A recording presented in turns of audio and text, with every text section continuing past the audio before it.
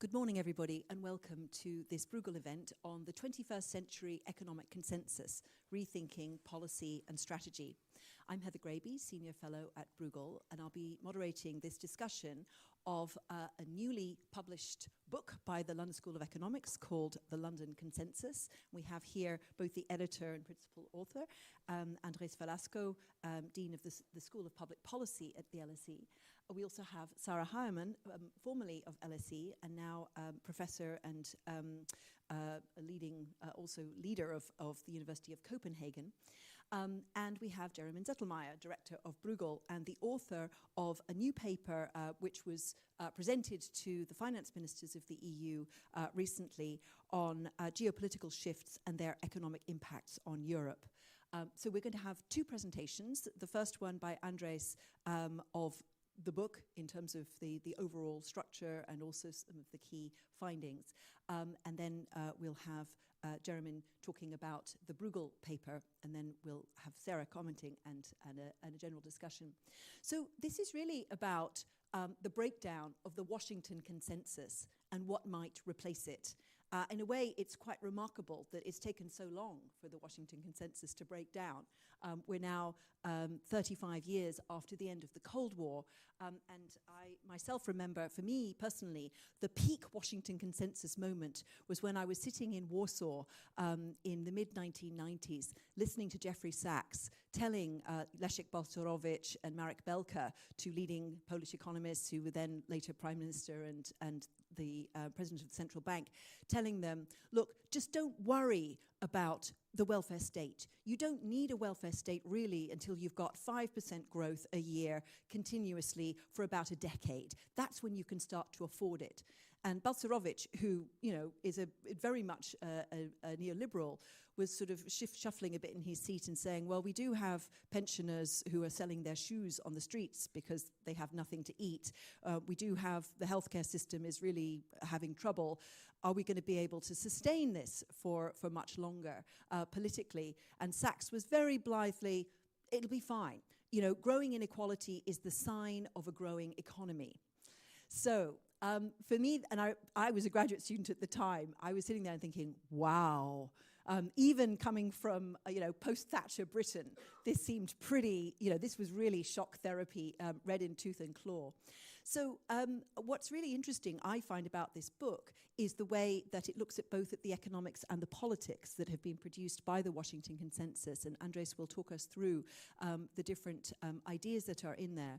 And the other great thing about it is that it tries to come up with what might replace the Washington Consensus, which is a really bold thing to do right now, especially in the current geopolitical environment, and hence the relevance of the Bruegel paper. So over to you, Andrés. Your slides should come up in just a second. And just to let those of you online know, if you would like to ask a question, you can do it on Slido with the hashtag consensus.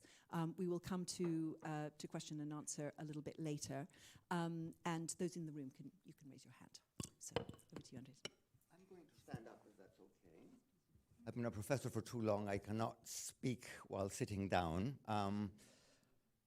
So thank you for the invitation to present here. Apologies from my co-conspirator, Tim Besley, who yesterday realized his passport had expired.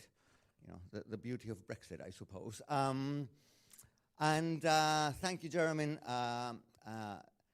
We think this is a fun project. We hope it's a timely project. And it is motivated by two facts of life. The first one, as you just heard, is that it's been 35 years since the Washington Consensus, almost to the day. In fact, we presented this book 2 weeks ago at the Peterson Institute in Washington, D.C., the very place where the Washington Consensus was launched. And Tim and I, with some trepidation, expected to be told, you're stepping on our toes. But the reception was quite warm, which I thought was nice. Of course, John Williamson is no longer around, but Fred Bergsten, the other guy behind the Consensus, gave some very generous remarks. But I think it'd be fair to say that, A, the world has changed a lot, and the economics profession has changed a lot, so the kinds of things that we might prescribe or think about are not quite the same ones as the world was worried about 35 years ago. And secondly, I think it's fair to say that economics in general and policymakers, sort of reasonable, center ground, liberally minded policymakers are very much in need of a playbook. I'm not sure I'm allowed to say this about Brussels, but I'll say it about Britain, where I live. You know, Britain has a perfectly nice prime minister presiding over a perfectly nice government, which has absolutely no idea what to do, and which seems to be floundering, dropping in the polls, etc., etc. I will not claim that this book has all the answers for the prime minister, but at least it hopes to get a conversation going about what might come next, particularly in this environment of a very worrying rise of the far right, the far left, populism, etc., etc. So there's the book, big fat book. The genesis of the book is very simple. We approach a number of colleagues, all of whom have something to do with the LSE, meaning they have taught there in the past, they teach there now, they have PhDs there, and we simply said, in your subfield, whether it might be labor market and gender, whether it might be international trade, tell us what the world has learned in the past 35 years, and what it is about the Washington Consensus that makes sense and we should keep, and what it is that we should change. Very simple. The book grew, the number of contributors grew, but that's pretty much the whole thing, which I will not try to summarize. That would take me the next 3 days. I will just try to highlight some main themes. Before I get there, one previous word.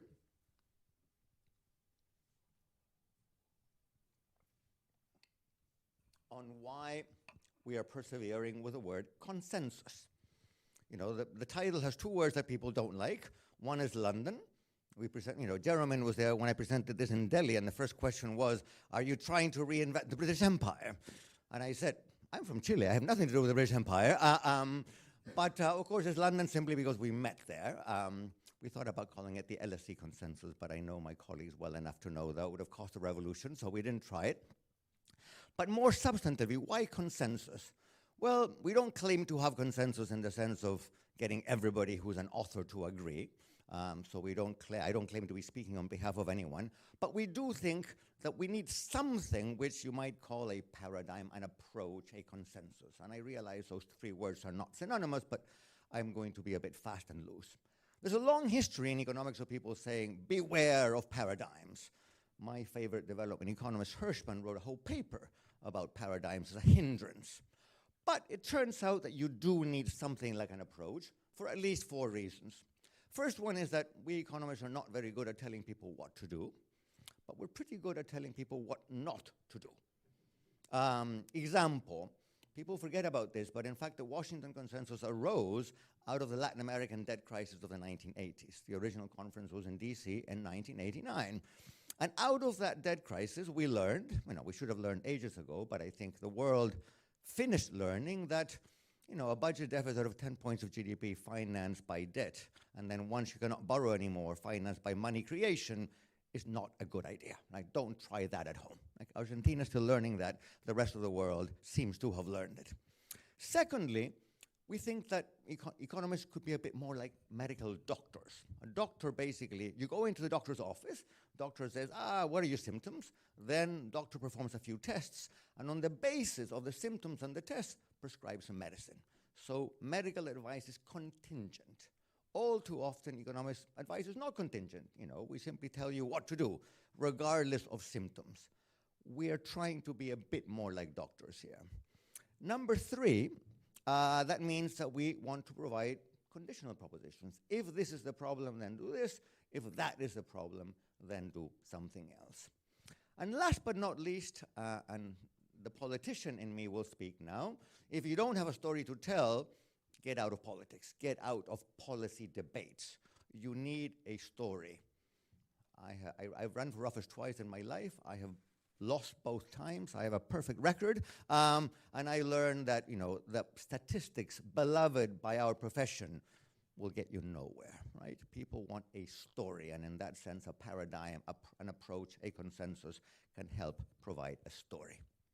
So what this book tries to do is to come up with something like a paradigm, but we want to be clear on 2 things. It's not a policy paradigm, because policies are contingent on circumstances.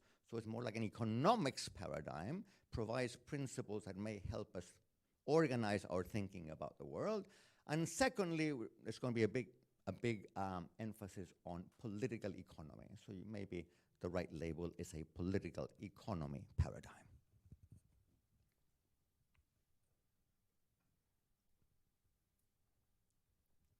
I promised I would stick to 20 minutes, so let me tell you what I'm going to do next. I'm going to explain the 5 principles which Tim and I hope can organize our thinking and provide the foundations for something like an alternative to the Washington Consensus. And then very briefly, I will just mention, without explaining in any detail, some of the possible applications. So those are the 5 principles. I will not read the list. I will just jump into the first one. The most substantive innovation, I think, in economics over the last 25 years, but we really build on this, is, I'm going to phrase it in a way that is not very academic, it's not just the money. Other stuff matters to people. And this may seem sort of obvious to non-economists, but our tradition, I know that the economics profession has a very long tradition, dating back to John Stuart Mill in the 1840s and 50s, of separation between what the market can do and what government should do. And according to Mill, or according to Diamond and Merlis, which is sort of the pillar of modern public finance, you let the market do its thing, and the market is efficient at production. And then if you don't like the distribution that the market yields, well, government steps in, you tax and spend, and you redistribute. That is fine for most purposes, but there are 2 problems with it. One is that it's not very practical, because in many countries, doing more taxation to do more redistribution is kind of hard, right? Particularly on the European continent, where there are plenty of countries with tax take over GDP of 40 or 50%.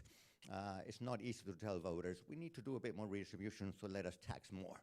If you're Guatemala, where tax take is 8% of GDP, it's a different cup of tea. But more fundamentally, that separation, the very neat separation between production and distribution, is predicated on the assumption that all that matters to people are basically monetary rewards. You maximize income, you maximize consumption or something like that. But what I think we have learned as policymakers over the last 35 years is that people care about their incomes, of course, but they care about other things.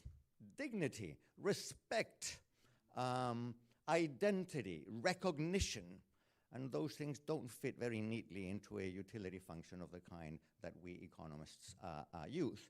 And my personal reading, and of course we can discuss this, of why populism, both of the right and of the left, is so popular in the world and so politically challenging, is not so much that populists get the economy growing. In fact, the record is terrible, but they appeal to things, and they have a kind of discourse that leads voters, maybe mistakenly, to believe that this is where I find my respect, my identity, my recognition. That is true of white working class voters in the US or in the north of England, but it is true more broadly.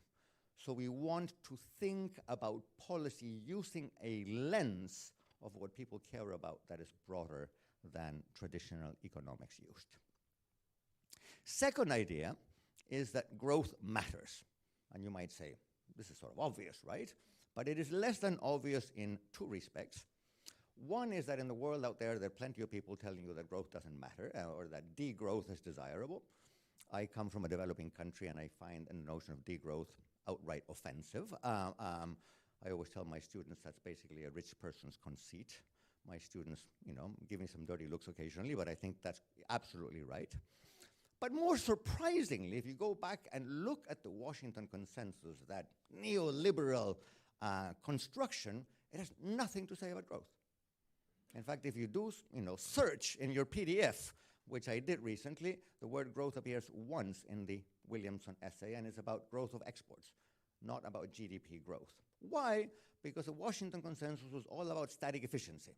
Jeff Sachs, you made me feel bad, by the way, because I was a postdoc at Harvard at that time, and I was working for Jeff Sachs. So I was one of the people doing the PowerPoints that Jeff Sachs was peddling around the world at the time. The sort of 1980s post-Berlin Wall revolution was all about getting the prices right. You liberalize the economy and the prices do their thing. But that is a statement about static efficiency. And what we have learned in the last 35 years, not least from my fellow LSE economist who won the Nobel 2 weeks ago, Philippe Aghion, is that growth is a much more complicated process which relies, among other things, on rents.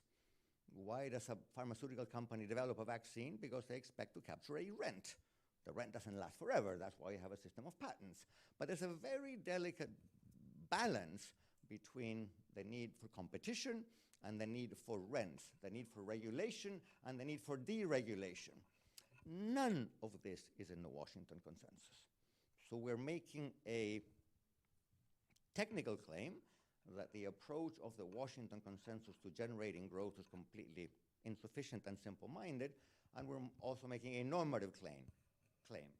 Growth remains important, in spite of what some people might say. Thirdly, resilience, volatility, countering volatility. Again, the Washington Consensus is a beast of the 1980s. And in the 1980s, the big source of volatility was bad macro policy. If you were sitting in Washington, D.C. in 1989 when the conference happened, the thing foremost in your mind was that Citibank and Chemical Bank, a bank that doesn't really exist anymore, and JP Morgan were on the verge of bankruptcy because Mexico and Brazil were not going to repay their debts. So the lesson was stabilize the macroeconomy and you will reduce volatility. That lesson remains true today. We're not saying anything different from that. And I used to be a finance minister, so I still believe in fiscal orthodoxy and all that good stuff. But at the same time, in the last 35 years, we have learned, again, this is sort of obvious, but we should have known it all along, that unsound macro policies are one source, but not the only source of volatility. First of all, finance can be a source of volatility, even in the absence of bad macro policies. We relearned that lesson 15 years ago with the world financial crisis. But we have also learned that pandemics, Russian invasions of neighboring countries, and a bunch of other things can also be a big source of shocks, which are undiversifiable from the point of view of an individual. I can buy insurance in case my bicycle gets stolen. I cannot buy insurance in case Putin decides to invade Ukraine. And therefore, we think that there's a role for the state to be not simply a lender of last resort. We think that there's a role for the state to be an insurer of last resort. And that's exactly what we have seen in recent crises. Now, that might sound very left-wing, so now let me balance that out by sounding right-wing. The only way the state can do that is by borrowing in bad times. And to be able to borrow in bad times, you must repay your debts in good times, okay? So you really have to be Keynesian on both sides of the cycle. So this is not an argument for anything goes from the point of view of fiscal policy. It's an argument for being quite prudent when the times are good so that you can be quite bold when times are not so good. Number 4, there's no economics without good politics. The Washington Consensus did not have a lot to say about political economy. That's partially because political economy in the academic sense was in its infancy. Of course, yes, political economy was happening in economics a long time ago. Adam Smith was a political economist, and so was Karl Marx. But in modern academic economics, there wasn't much going on in 1989. More cynically, you could say that the Washington Consensus happened at a time when in much of the developing world, political economy was very simple. There were guys in dark glasses and uniforms with machine guns who told people what to do. So the political economy of reform in Latin America in 1989 involved generals having coffee with Chicago boys, and they got things going. Less cynically, I think we have learned at least 2 lessons. One lesson is that the political origins of policies really matter. This is something the IMF thinks about a lot. Top-down reform imposed from the outside, i.e. from Washington, is seldom legitimate. Therefore, it is seldom lasting. And we also know as economists that things that are not expected to last don't have the desired effects. If you do a trade liberalization which is not expected to last, what happens? Well, tariffs are low today. I expect tariffs to go back to being high tomorrow. So what will I do today? I will import like crazy. So you will get a big deficit on the current account, and that itself is likely to scuttle the liberalization. My dissertation advisor, Guillermo Calvo from Argentina, has been making a point for many, many years. Temporary policies are undesirable policies. So that's one lesson. The other lesson is that a good economic policy today may have effects on political economy. People may get upset, they may feel mistreated, distribution may worsen, and that may change the political economy equilibrium tomorrow, which in turn will yield maybe bad policies tomorrow. So the Washington consensus assumption that you get the right economic policies in place and the politics will somehow sort itself out seems to be completely not credible, not feasible, not useful. Fifth principle, I will stick to the 20 minutes, I hope, is that all of the above is music unless you have a capable state. My co-author and co-conspirator, Tim Besley, with people like Torsten Persson in Sweden, they've been writing for the last 25 years of how it is that you come about a capable state. Capable state doesn't drop from the sky, it's not God-given. A capable state is built. It's a bit like an investment decision. Of course, an investment decision that is complicated by a small thing called politics. But the kinds of policies that are desirable are very much depending on the quality of the state. For instance, I will make a claim 30 seconds from now that there may be room for what some people call industrial policies or productive development policies, but those are policies that are very intensive in state capacity. You need a very able and very nimble state, and therefore what may be good policy in one country, such as Denmark, may be not so good policy in some other country with a less capable state. And the other thing, of course, is that building a state requires money, and sometimes that money has alternative uses. And therefore, this is going to be both an investment decision and a political decision. So those 5 principles don't automatically yield policies, but we hope that they are useful in organizing our thinking about what the right policies are.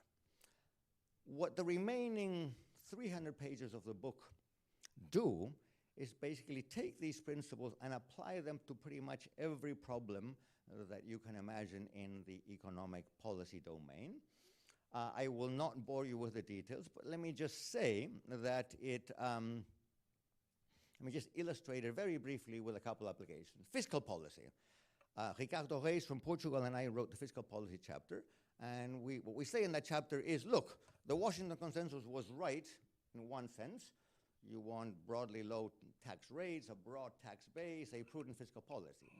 That is unimpeachable.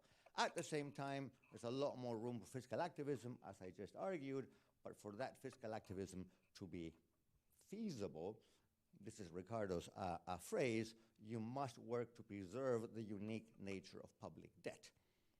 Governments typically can borrow at lower rates than the private sector, but in order to do that, they have to keep debt reasonably low, otherwise that privilege disappears. Another example, productive development policies, or this is Washington speak for industrial policy, but I like it better because it need not be industrial. Market failures happen in industrial activities, but in non-industrial activities. And in fact, in the book, we make a big plea for the growth of services, because industrial employment is dropping everywhere. Donald Trump has not quite come across this fact yet, but no matter what tariffs you impose, industrial employment is coming down, and service employment is coming up. So the question is going to be, what kinds of policies can you put into place to have service growth, which is A, productive, B, employment intensive, and C, ideally, exportable via the internet and other things. But as I said already, the kinds of industrial development policies that are suitable or manageable or desirable in a given economy will depend a lot on the state capacity and the symptoms of the patient. And let me just mention one other, what people are calling place-based policies. I was the finance minister of a country that is 4,000 kilometers long and 150 kilometers wide. Very funny looking country. And when I sat in my office and took up that job, the first thing that I was told is, of course you have to subsidize the far north and the far south. Because all the economic activity is in the middle. The far north is a desert, and the far south has penguins and icebergs. And therefore, if you want people to remain there, you have to subsidize them. And I had studied with Jeff Sachs. I said, oh, go away. If people don't have jobs in the far north and the far south, let them move to places where there are jobs. And I thought that was a pretty convincing answer 15 years ago. I would not say that today, because I think what we have learned from the north of France or the north of England or the Rust Belt in the United States or bits of my own country is that the fate of communities matters. And then when a few young people leave those communities in search of a better future, there is a negative social and economic multiplier. Jobs are destroyed, firms leave, all kinds of social ills kick in, and of course those communities become potential fodder for demagogues and populists. So what might have seemed like a really heterodox bad policy 25 years ago, maybe it is not so bad anymore. I am perfectly aware this is not a new challenge. A country like Italy has been dealing with this problem since 1945 at least, and we have successful experiences. I would say Bilbao and Spain is a successful experience. Maybe Naples is not such a successful experience, but that does not mean that we should stop trying. So bottom line, I would like to argue that these 5 principles yield some applications, but those applications are very context dependent, and I will not bore you with any more details. Thank you very much.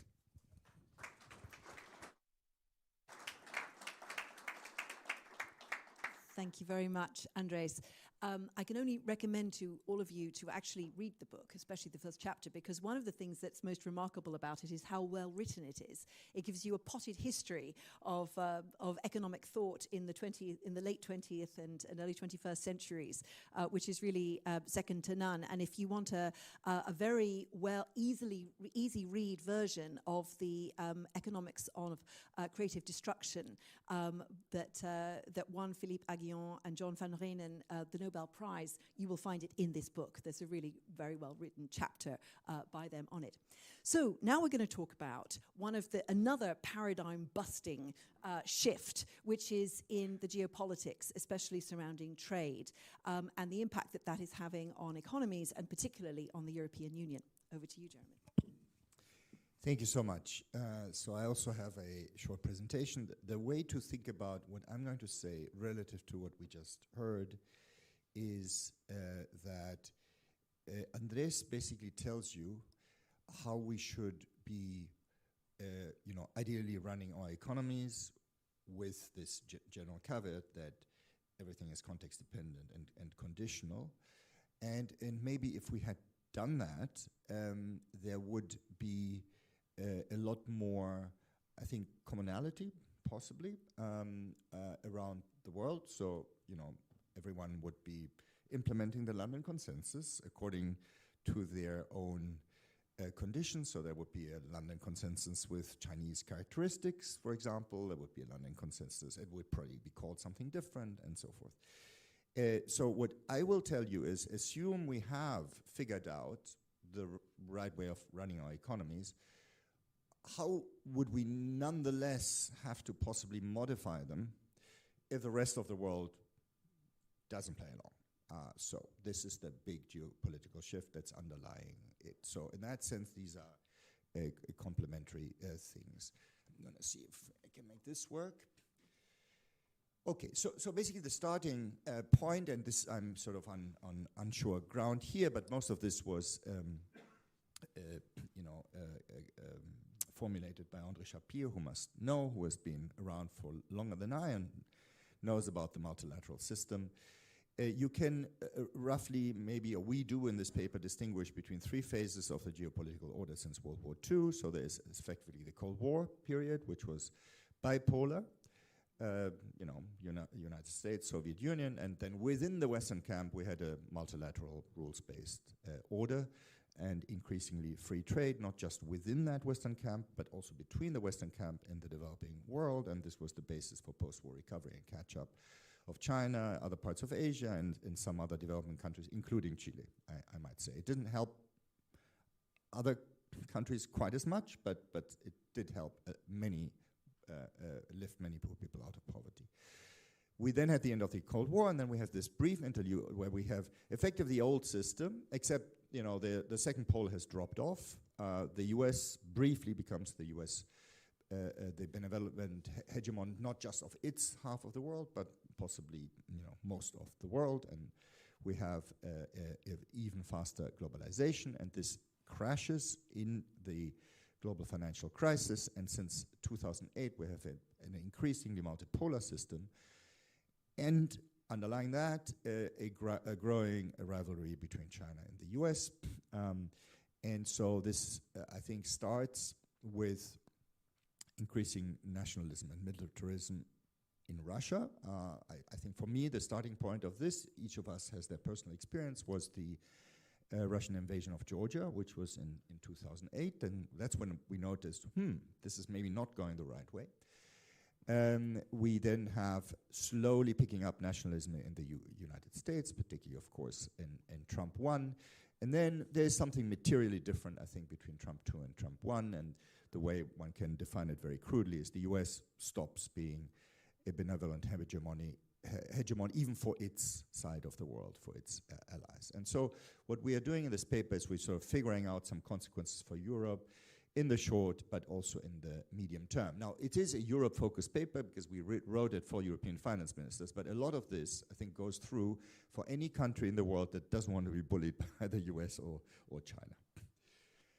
Okay, so short term, we have seen limited damage from the shift since January 20th, and so the way to make that point is that these two charts show you the changes of growth forecasts both for this year, 2025, and for next year. So this year is the red line, next year is the blue line, from the roughly from the time when Trump was elected until the end of August. Why do we pick the end of August? Because at the end of August we had more or less covers the period where the trade war stuff really unfolds. Since then, things are a little bit quieter. And so we basically interpret these curves, shifting growth expectations as, very crudely, the costs of or impacts of Trumpian policies. Of course, there's other things going on, but this was clearly the overwhelming story. The AI story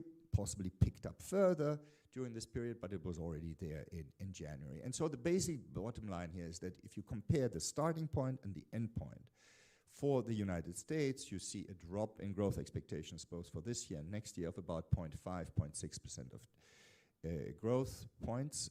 And for Europe, you see a smaller drop, right?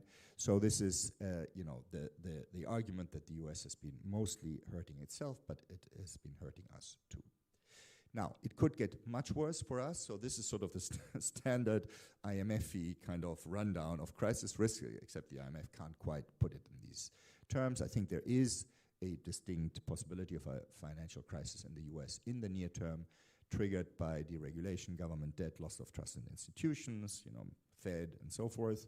There is a distinct possibility of a fiscal crisis in the euro area, triggered by high deficits and political deadlock, so the sense that, yes, we know our deficit's too high, but we cannot get parliamentary majorities to do much about it. There could, of course, be an acceleration of the Russian hybrid war against European democracies. By now, most major airports have been shut down because of drones, and of course, there's the information war. There could be territorial losses in Ukraine, leading to a new large refugee wave. It is unclear whether we could handle that politically and economically as well as we did handle the first wave. And finally, there's always a latent problem in Asia related to Taiwan and escalating geopolitical tensions there. So that's the short term. It does not look pretty. Okay, then what about the longer term? So what we do in the paper is we come up with 3 scenarios, but the scenarios are not what you usually think of as scenarios. Scenarios tend to be sort of things that are very specific, but sort of realistic. They're supposed to be realistic, different visions of the future, right? And quite far apart. The way to think about this is mostly as intellectual benchmarks. And then you construct your own scenarios as linear combinations of these three. So benchmark number one is effectively sort of a Nash equilibrium between nation states. So this is, if you like, a return to a pre-World War I organization of the world, except throughout here, remember we're writing this for EU finance minister, who are, by the way, were accompanied, invited their counterparts from the UK, Norway, Switzerland, and Canada to this meeting, interestingly. But it's mostly an EU-based paper. So we are not assuming that the EU will break up under any of these scenarios. We assume continued existence of the EU. We assume the world will be more multipolar under any scenario, and we assume the Sino-US rivalry will still be around. So these are the three constant things. Now, within that, you could have effectively a return to nation states interacting with in opportunistic ways, pre-World War I style, no permanent blocks, end of rules-based international order, so multilateral institutions will probably not dissolve entirely in this first scenario, but they would become ineffective. They would just be shells. Then the second one is the one that is most closely resembles where we are now. So this would be a three-block world, US bloc, China bloc, and the rest, non-aligned. This immediately then raises the question, where's Europe? So we could be with the US, we could be non-aligned. I don't think we'll be with China. But we could very well be non-aligned, and that depends a lot of how the US will be. And importantly, within this block world, there are hugely different realizations from a welfare point of view. So you could see, for example, a reasonably constructive US-China relationship that you can, characterize as de-risking on both sides, but not decoupling, and that would make things a whole lot easier than an entire decoupling. And then three is our, intellectual dream, right? So this is André Sapir's and mine and Jacob Kirkegaard's preferred one, reform multilateral order. You get some compromises between China and the US, a strong role for the EU and India. You get reform of international institutions, particularly to get out of this post-World War I framework where essentially the winners of World War I just control everything, an expanded UN Security Council and so forth. Okay, so these are the three stories. So what are the implications for Europe? So basically, and if you take out the optimistic reformed multilateralism, there is going to, as a mass point, I mean, if you concede that most of the probability mass will be somewhere in the region of scenario 1 and in various types of scenario 2, there's going to be a whole lot of need for self-protection. It could get a lot rougher. Second, the second objective is we would like to exert some influence in shifting the world towards the more cooperative variants, right? So this is maybe the sense in which the EU is still a little different from most other non-aligned or future non-aligned, which we are fairly large. We do, in principle, have some influence. Now, the important thing is these are complementary objectives, because the least vulnerable we are, the higher is our bargaining power. And to make that point, it's most easy to make it in the negative. The negative is if we are highly vulnerable and dependent, we have zero bargaining power, okay? And this photograph is to remind you of the most recent incarnation of that principle, where we basically agreed to a deal with the United States that would have been unthinkable without our dependency in the United States on multiple fronts, particularly, of course, the military front. I'm not criticizing the deal in the sense that I think that conditional on that dependence, we did pretty well.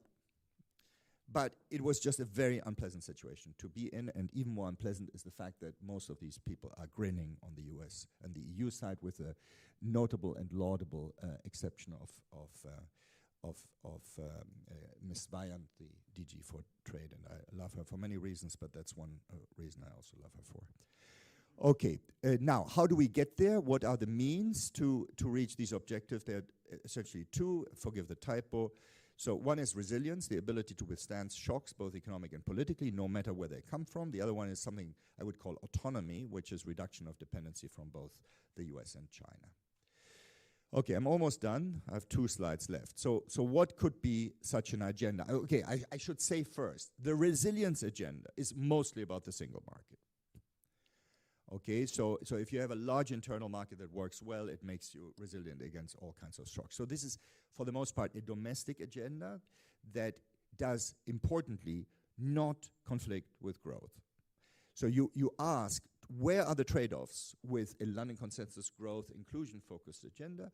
It's not on resilience, I think. Those are, in a sense, the resilience stuff is a little bit built into the London consensus. It's part of that. Okay, with autonomy, however, we can get some trade-offs. And so what are the essential points about autonomy? The first and foremost, the most important one, and coming from a pacifist German post-war generation, I can't believe I would ever say that, but defense is the most important one. So we do want to preserve NATO, but we want to reduce our dependence on the US within NATO, and we do this by having European strategic enablers rather than just having to borrow the US ones every time we need them. And then importantly, this is a theme we have really pushed at Bruegel, so far with limited success. We need to extend the single market to defense production, where it is explicitly exempted from right now. So there's no competition, there's huge home buyers, there are these national champions.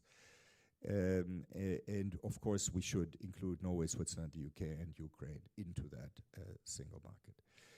We will need to strengthen autonomy on technology, and that requires probably some institutions that are focused it, and improvements of frameworks that are formulated largely at the EU level. So this is something that Brussels can importantly contribute to. We will need autonomy on payments. The digital euro should be more ambitious than what it is now. We may need to not just tolerate euro stable coins, but actively promote them by giving them access to ECB refinancing, but of course we can only do that if they are regulated. And finally, on trade, we must reduce import dependence from China. That is well known. That's been well known for at least 4 or 5 years. This might justify some tariffs and focused subsidies, but it also requires new trade agreements and investment treaties and partnerships. So the last point on trade, I think, is a point that is not new. Okay, I close with this slide by pointing to 2 problems. The first is the obvious problem of how we both reduce dependence on the US and do not make our rift with the US worse, right? This is really important. I mean, we cannot afford, in a sense, locking ourselves into structures that make it hard to reverse the alienation between the US and Europe. We want to be able to go back. I mean, my personal view is that something has permanently changed between the US and Europe, because as long as the political causes of polarization in the US persist, we are never sure. Independently on who wins the election, whether we will see a return of the type of nationalism in the US that we are suffering from now. And so in that sense, it's permanent, but we do want to maintain this relationship to the extent that we can. The second one is the one that bugs me the most. We do need an open rules-based trading system, but at the same time, I do think we have to deal with import dependency, and also we have to survive a persistent phase of Chinese overcapacity. How are we going to do this? So for me, as an economist, I think of this much like I would think about a Dutch disease problem, right? We have a temporary phenomenon like an appreciation of the real exchange rate that's just going to kill our industry. And so we have to, as long as this is temporary, but persistent, right? If it were temporary but brief, it wouldn't matter. If it were permanent, it wouldn't matter, because we would have to then specialize in different ways. But it is this persistent, but eventually it will go away thing that we have to deal with. And how can we reconcile the use of protection of some case with maintaining an open rules-based trading system? And then the third point is the one that's very well known in Brussels. We need much better internal coordination, alignment of policies. So this is Draghi, basically. But the problem with this is that, and you will appreciate this as a former politician, I mean, if you look at at where the coordinated and the common action comes from in the EU, it's not enough to be in a really bad place. there has to be a deadline of some kinds. So it is about, you know, the intertemporal element, right? It's basically intertemporal substitution of policies. If you must be sure that unless you take the action now, it will get even worse. And the problem is that in the structural area, this is rarely the case, because you normally can push structural reform by another 6 months, because the impact is long term, right? Very unlike measures that you need to calm down in a crisis, right? And so the political economy is inherently difficult on that. Okay, so another way of saying is, you know, the first point, can we change without throwing the liberal, internationally integrated baby out with the geopolitically naive bathwater? And then can we change fast enough? Thank you.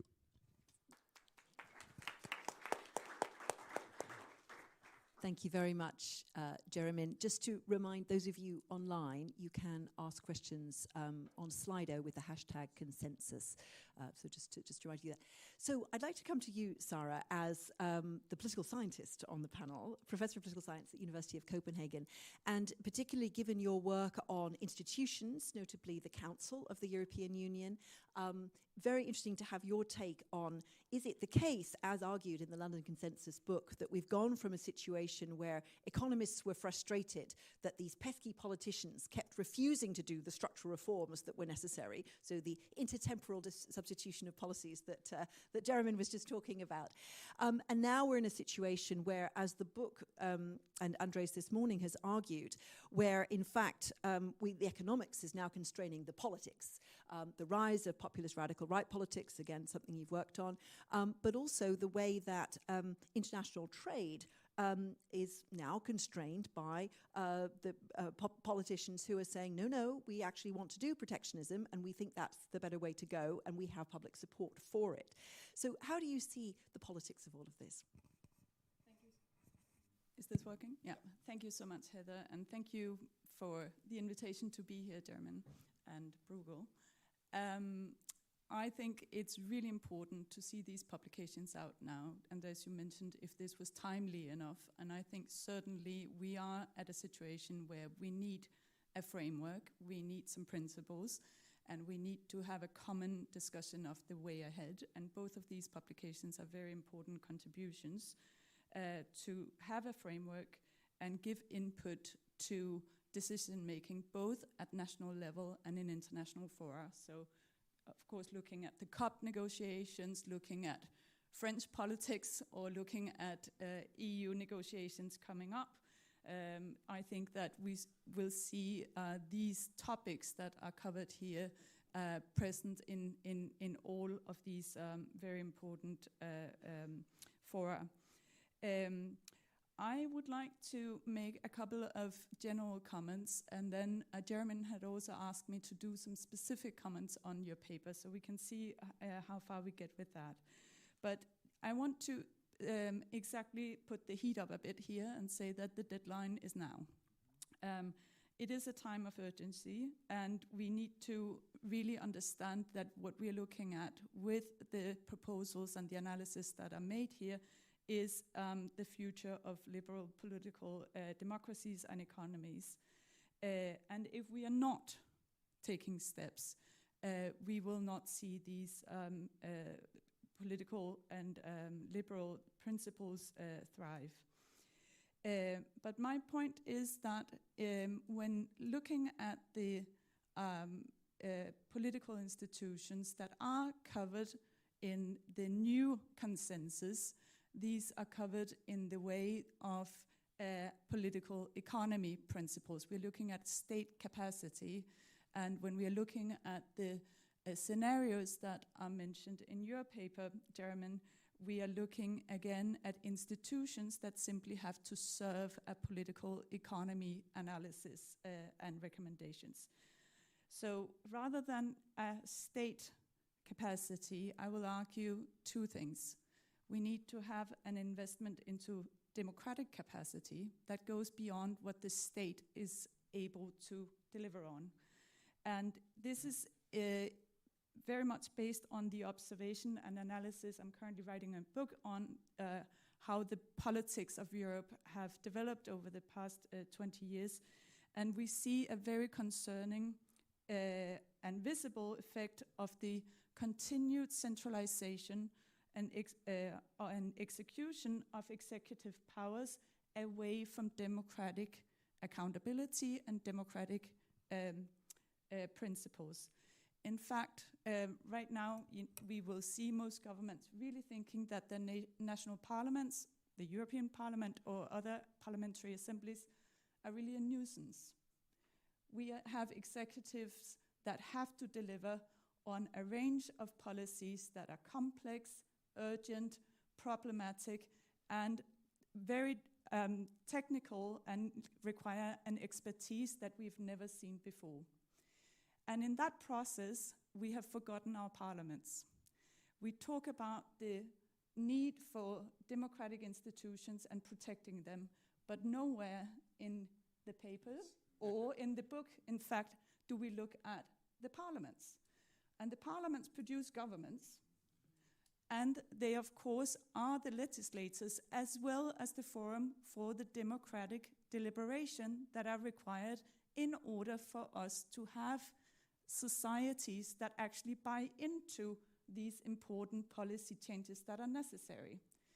And currently, we see across the board governments who, if they are very kind, may appear before their parliaments and inform them of big decisions that are made. But it matters what kind of political systems we have. It matters what kind of mandates and role that parliaments play. And it matters how governments interact with their parliaments and the mandate they have on the basis of an electoral system and the institutions that are set up within the parliaments. Having moved from the UK recently, where I was very involved with both parliaments there, and now being advisor also into the Danish parliament, I see a huge difference in the culture.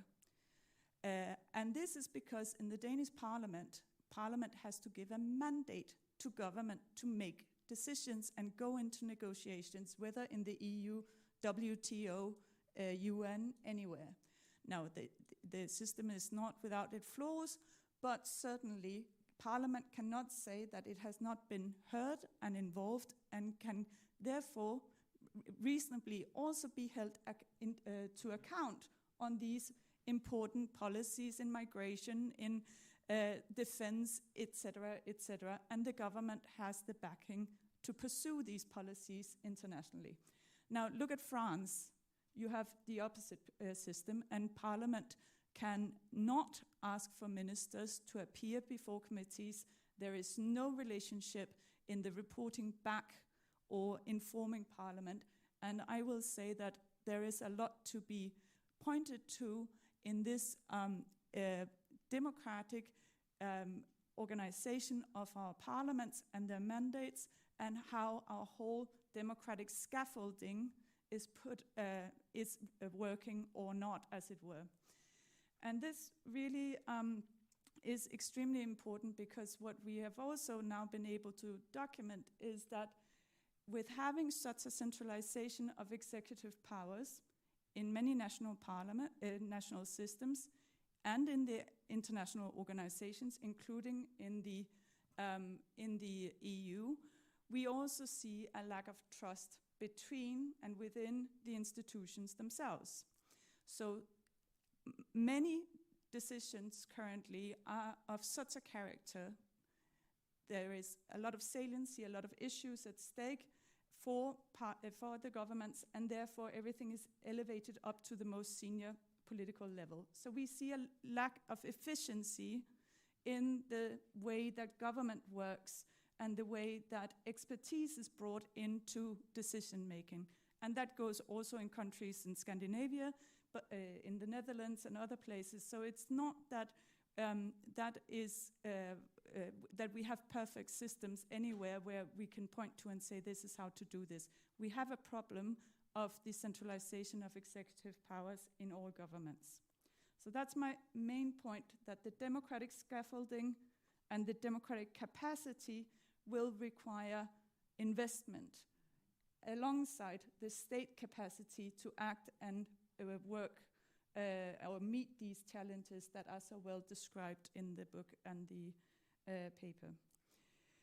But let me turn to my second point, which is very much about the scenarios that we are looking at. And you have put up 3 scenarios, Jeromin. There are very good considerations in the book about the future that is ahead. But I do think that there are 2 elements to perhaps consider in more detail.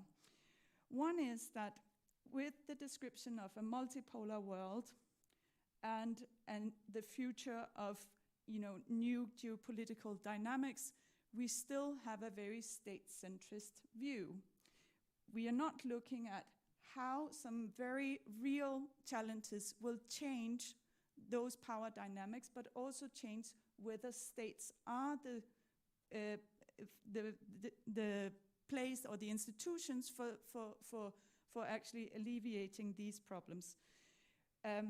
We are not looking at food security and water scarcity in any detail, and these will are in some places of the world completely changing the interest and the actions governments are taking.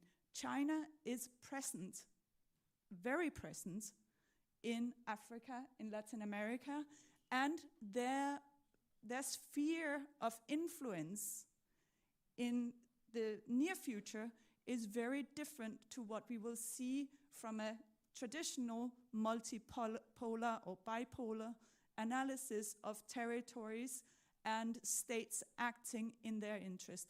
This is a different kind of dynamic, and interest will define how these futures will look like. And that brings me to another point, that we do have several places that we mention the impact of AI and disinformation. But again, this area is so big and will redefine the state, the way we have our democracies running. They already are interferences to point to. And this will, again, change the scenarios that we see. So I do not necessarily think we can put our foot down and say we have 3 scenarios or a combination of them. This is in flux, and we need to understand what it is we are up against, both for the state, but also in the broader sense. And I think that we need to start with the democratic institutions that have to safeguard us against that. There are suggestions for how to do that, how to verify information, how to ensure our democratic institutions, and we can go into more detail with that in the discussion, but those were my 2 main points here. Very last thing, which was because you, Jeromin, had also said if I could point a couple of things to your paper. I very much like that there is the engagement with the EU in this new geopolitical world and how it is approached. I think, and you said this was a very Scandinavian view perhaps, but I think Greece is another example where you would hear this, the public debt issue and what this means for politics again, we need to consider in more detail. But I'll stop here. I have a number of other comments, of course. I mean, there's a 600-page book, and there's a very big geopolitical analysis of a fantastic paper here as well. But so we can continue for a very long time, but I will end my comments here. Thank you. Super. Thank you so much, Sarah. Really excellent. Okay. So we're getting a little short on time, but I would like to give Andrés and Jeromin a chance to come back on each other's presentations as well as on what Sarah's had to say about the neglected dimensions in your analysis, and then we'll come to questions. Jeromin, would you like to respond first? Yes. I mean, these were great comments. Is this working?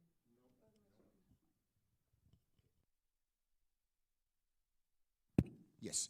So these were fantastic comments. Indeed, our way of looking at it is completely, 19th century state focused, right? Great game, that sort of thing. And indeed, We are just not considering social structures and forces below that. And I think it's also true that, we are, of course, responding to one big geopolitical shift, but there are other shifts within societies. If you like, there is another dimension of fundamental shift that we have to deal with, and it is related to disinformation, AI, and media, and so forth. So the reality is much more complex.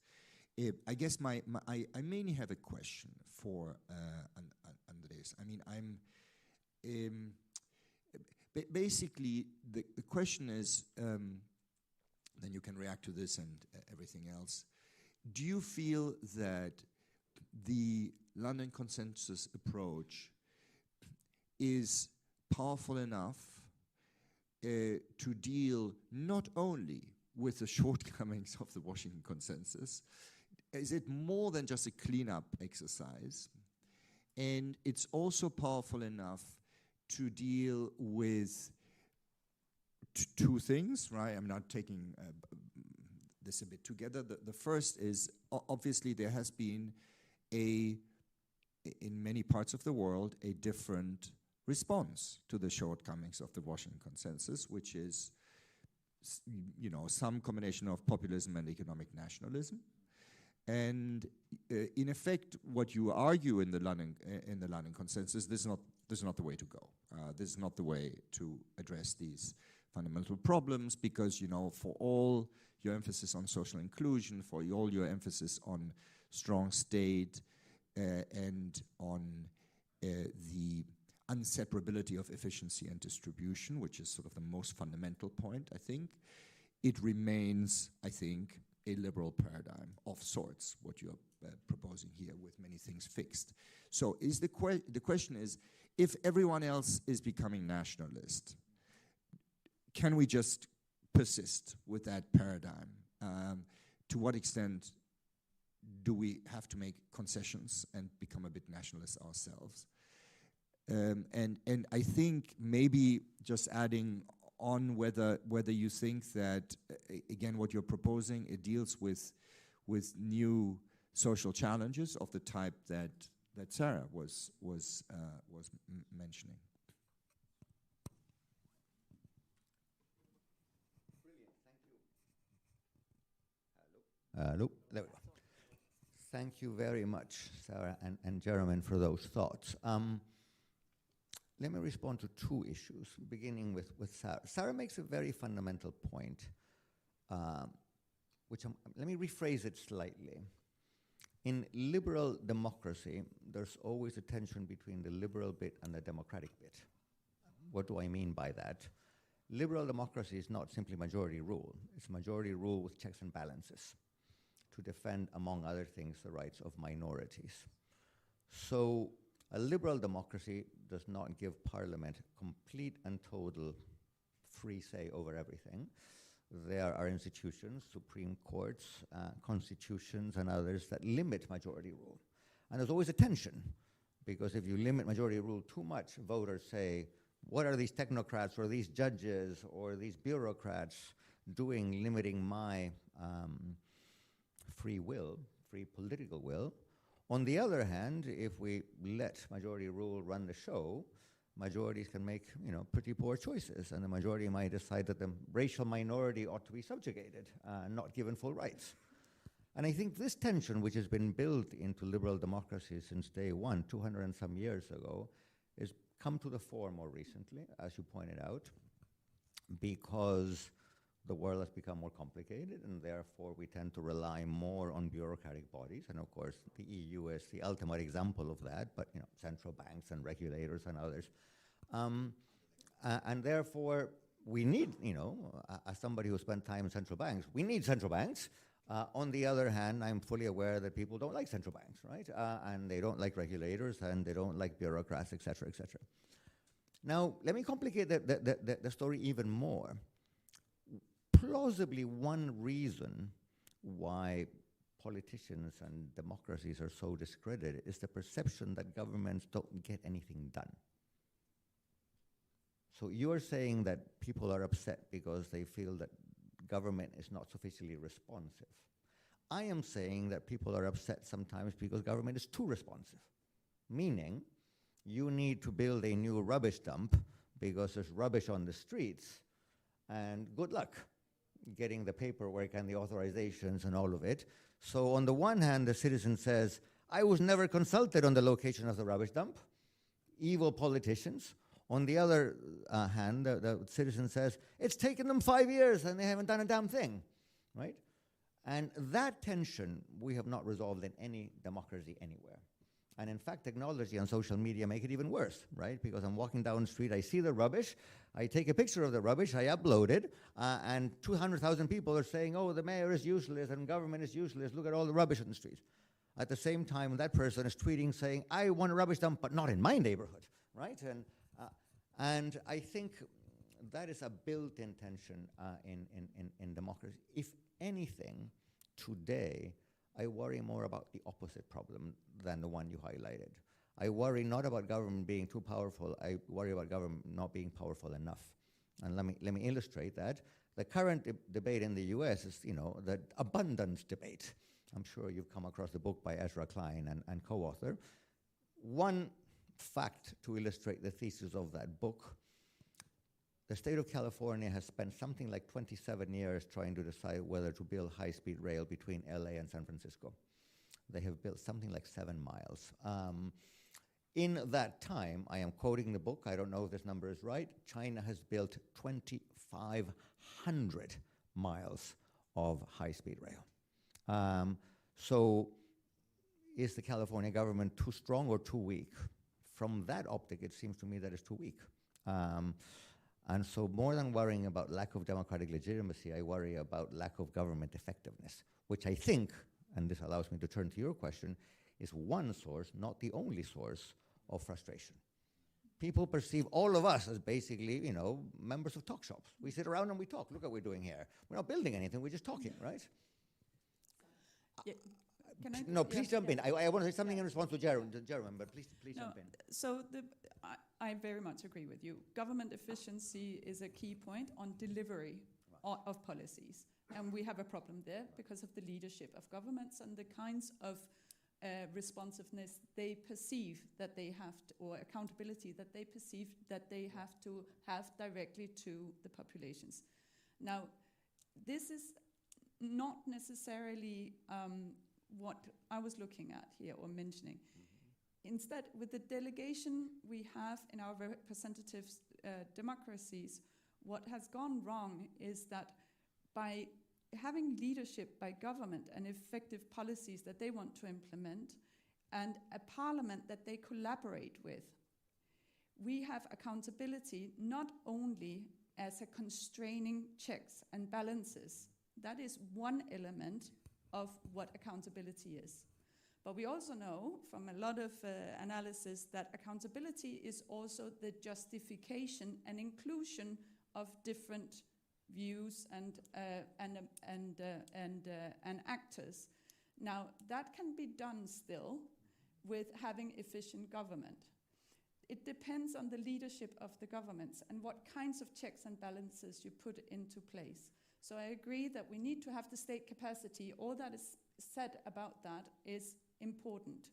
But we also need to have and take seriously the parliamentary oversight and the dialogue that is necessary for having parliaments with us, rather than just reporting back and looking at what policies are implemented and then they have to rubber stamp them. That's done with the European Parliament, and it's done in all the national parliaments. And I think the French crisis is very much an example of that. No, look, these are two important objectives. I think the question is there a trade-off between the two? And I am coming to fear that there is a trade-off. And I mean, I'll give you one example from my own experience. We might not be at the efficient frontier. Yeah, okay, yeah. So we're within the PPF, okay, maybe. I mean, just one example, sorry to monopolize the microphone. When I was in government in my own skinny country, I was very involved in passing a transparency bill so that government, pretty much everything that government ever does is on the internet. people who are in government now say, well, what a great thing. However, that added 2 years to every, the approval of every investment project, because everything is on the internet, everything is reported on, everything is discussed. Great, except that the average approval of an investment project in Chile went from 3 years to 7 years. And the investment rate went from 27% of GDP to 21% of GDP. So there is a trade-off somewhere. I'm not saying that was only that bill was responsible for that, but you see the point. Do we have time to say something about what Jeromin said, or? We've got a couple of minutes left, and I haven't allowed in any questions at all. Okay. So briefly. No, I mean, look, Jeromin says, is this the answer to populism? Let me just split that into two. I don't worry so much about populism being economically successful, because it isn't. There's a lovely paper by 3 German economists in the AR recently about the economic performance of populism.